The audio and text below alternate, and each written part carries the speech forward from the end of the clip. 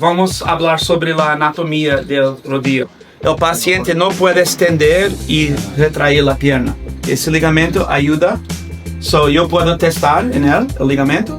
Eu posso estender. Aqui são os meniscos, ¿ves? Os shock absorbers. Muito comum tem problema de meniscos. E isso é muito bom tratar com células madre ou exosomes. Muito bem. Eu consertei meu equipo inteiro de futebol. Dos PRP, todo mundo vai melhorar. O jogador também que tinha problema aqui de shin splints, que tem a fratura no músculo aqui, e hacemos injeções aqui também, e em 3 semanas voltou ao campo para jogar. Ela é um hueso que é flotando, né? E o ligamento que...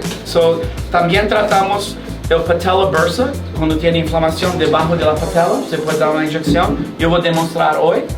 E também podemos tratar com PRP e outras coisas, os músculos arriba.